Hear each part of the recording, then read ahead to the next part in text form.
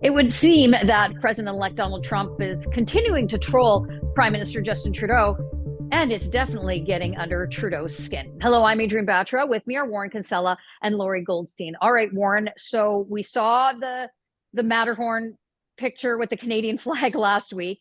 Then this week, President-elect Donald Trump posts on his Truth Social how he was so pleased to meet with the governor Justin Trudeau, the governor of Canada, so to speak. And it seems that Justin Trudeau is getting irate about it. He recently went and spoke to the Halifax Chamber of Commerce, talked about how Canadians need to really think about what kind of election they're going to have, what kind of government they elect, because he believes that Americans are going to come to realize that they made a mistake, without actually naming Trump, but we all know what he was alluding to, Warren.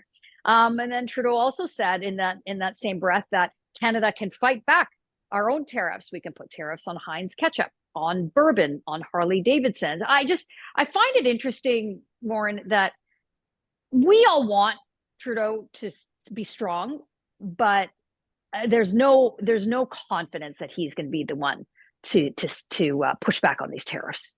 Yeah, you're bang on. He needs to pick a lane. Right. So are you going down to Mar-a-Lago and smile and hang out with Donald and look like your buddies? Because that's what that picture suggested. And, the New Democrats are going to use that photo in the next campaign, guaranteed. Or do you do what he's also been doing, which is going around and, not so subtly bashing Trump? You got to pick a lane. Which one is it? Now, coming out strongly against America is something that is a proud tradition in Canadian politics, going back to Diefenbaker, right, with JFK, and John Turner, on the free trade agreement, and Chrétien on the war in Iraq. Like there is a lot of precedent for it, and you can make it work, but you got to stick to it, right? If that's your message, you got to stick to that message. And Trudeau is not doing that. Once again, he's sucking and blowing at the same time, and he's trying to be two different things, and it's not working. So, do Canadians want to become the 51st state? No. Polling going back, as I wrote in our paper this week, going back decades, on the right, on the left, north, south, east, west, young, old, Canadians do not want to become part of the United States. It's like 80% of them are telling us no. So the question is, does Trudeau take that and become much more critical of Trump, and then, hopefully use that as a wedge against Poilievre? So Poilievre is seen as kind of being too close to Trump. That might work. Or does he continue with his Mar-a-Lago strategy, which is sucking up to the president-elect? I have no idea what he's going to do, because every day it seems to be a new strategy.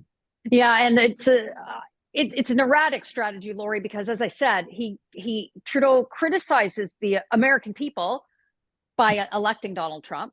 Then Trudeau gives a speech in Ottawa at Equal Voices conference and says how yet again there was a missed opportunity to elect a woman. And I think it was you that observed on X, a post on X, that when did Canada actually elect a female prime minister? But so Trump sees this stuff. They follow this stuff. They are honed in on what's being said, north of the border. And this has an impact for them too. And we can say it's petty or not.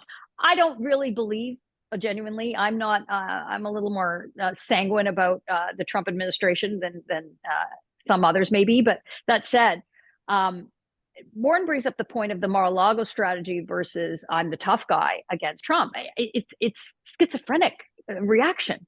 Yeah, there's no saying politics that if you stand for nothing, you'll fall for everything.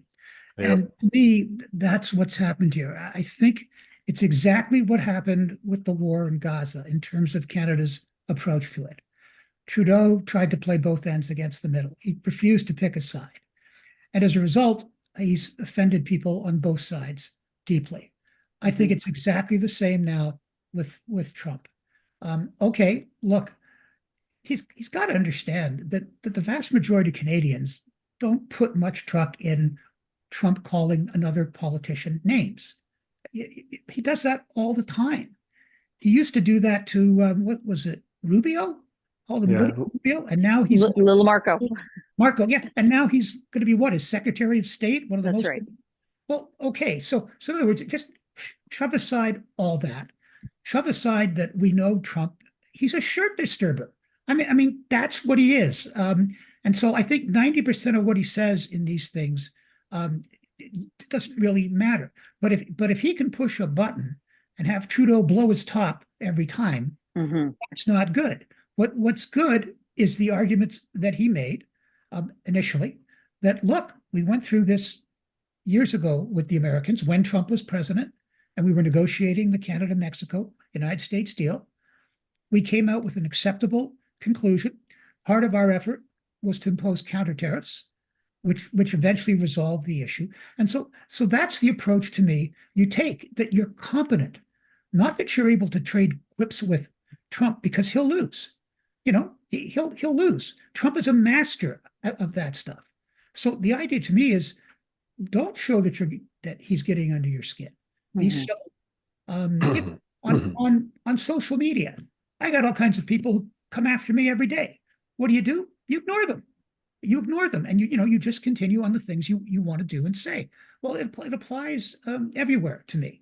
So I'd like to see a calmer Trump, not making silly things like, oh, this passive aggressive nonsense. Oh, the Americans twice refused to elect a woman. Well, that's obviously a slam at Trump because he won the second time. Come on, just okay. What does that gain us? What does that make it better for us? Just be hard on. We dealt with this thing before. Here are some of I agree. Here are some of the things we could do, and stay calm and carry on. Yeah, I think, Warren, once again, I mean, look, we just recently saw President-elect Trump go over to France for the reopening of Notre Dame and the cathedral, and he was greeted warmly with full regalia as basically now the president of the United States, because Joe Biden is nowhere to be found. But that said, some of these criticisms, these niggling things that he's going after, seem to be very reserved for Justin Trudeau. Maybe because just for fun, and maybe they actually do get along, and it's an ongoing joke. But it doesn't seem to be from Trudeau's perspective. But that said, recently, your old boss Jean Chrétien and the former Prime Minister Stephen Harper were at an event, and a question was posed to the former prime ministers about Justin Trudeau's trip to Mar-a-Lago. Prime Minister Harper said, listen, I think I can answer for both of us. And he said, if we were prime minister, we wouldn't have had to go down to Mar-a-Lago at that time. And I think that's, without saying a lot, that said a lot in terms of the position in which Canada finds itself in under this current prime minister. We're weakened. We are not in a good economic position. We're not in a good position in terms of our military strength. So I'm wondering your reaction to that. Well, I think former Prime Minister Harper is right. Excuse me, he was telling the truth. Chrétien maintained a very good relationship with Clinton, Mulroney with Reagan, and so on. You got to get ahead of this stuff before it happens, right? And you do that by working the phones. And you don't have to be their best friend, because there are going to be moments when we disagree in good faith, in the Americans and us. But, being able to have kind of an open relationship where you're sharing information with each other is in the interest of the countries. Poilievre, I felt last week, signaled that. When he was asked about the tariffs, he said, he was critical of the prime minister, and that's his job, to be critical of the prime minister. But he said, if I have to respond, if I have to retaliate as prime minister, I will. So he was clear, right? And you understood his role. And here with Justin, he really is an isolated prime minister. And I don't know if he's getting good information. I don't think he has a sense of what the country wants and what his caucus and his cabinet want. And he really looks like he's lost his footing, where he doesn't know what the strategy should be. And the thing that's fascinating about Trump and Trudeau to me always is Trump is the first social media president, and Trudeau is the first social media prime minister. And, Trump is all Twitter and X and Truth Social. And Trudeau is all Instagram, right? And they're just a very different dynamic, very different types. So I think, Kretzing used to tell me when I worked for him, we talk about issue A, B, or C, what would you do? And he said, well, you call up the president and you work out the stuff you agree on, and then you work out the stuff that you disagree on, right? So they know in advance. And I don't get the sense at all that that is happening here, where I think Trump is trolling the Prime Minister of Canada just to elicit a reaction. It's like, say, as I said a few minutes ago, pick a lane, Justin. Are you going to be my buddy, or do you want to have a fight? You want to have a fight? Let's have a fight. But I think the Americans are just as mystified by the Prime Minister as we are. Yeah, well, so last word to you, Lorrie. And I think to that end, President Trump pretty much knows. He sees the polls. He knows things are not going well for Trudeau in Canada. He knows it's not going to be him that he's likely dealing with in the next 10 months, next year, moving forward, dealing with the Canadian government. It will likely be Pierre Poilievre. But an interesting sort of sidebar to that, a recent poll came out in Canada. President Trump is more popular in Canada than Justin Trudeau is. And I, take that for what it's worth, but that's never been the case before. I just think it speaks to just how disliked and Trudeau has overstayed his welcome so much, and Canadians just like, we take Trump over him at this point. So I'm just wondering, just on the broader thing that I think we're all trying to touch on here is that this isn't a government that is a liberal government that is serious. That has shown an adult in the room. And Canadians are concerned about that because the tariff threat is real. And we know what adverse economic impact that will have on a very fragile economy we're already dealing with in Canada. Last word to you, Lorrie. Well, tariffs and trade are a very serious issue. But I think Canadians look at other important issues. Look how the government's performed. Right. It horrifies most of them. The immigration file, for one. The finances of the nation, for another.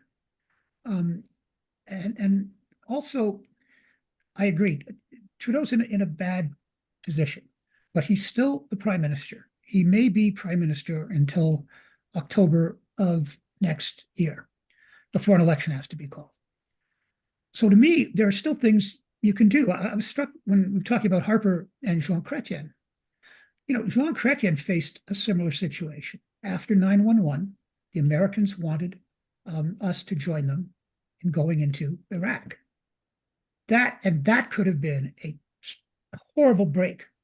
And remember, people were urging him to go. The Sun was urging him to go.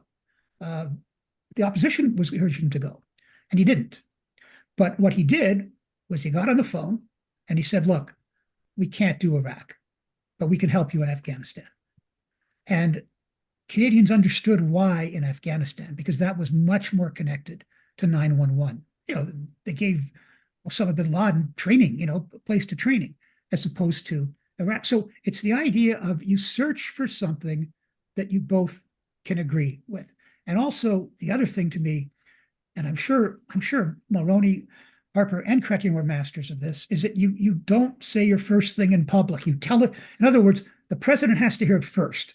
Whatever you're going to do, you let the president know, look, we're going to have to come down on this, but you don't get into this silly back and forth. I'm going to insult you. I'm going to insult you more. It doesn't get us anywhere. Well, in the meantime, as Canadians, we will sit back and watch Justin Trudeau's latest outburst at the Americans and putting us in an even weaker economic position. Well, let us know what you think in the comments below. Like this video and subscribe to our YouTube channel, and go to thetorontosun.com. You'll find commentary and coverage there you will not find anywhere else.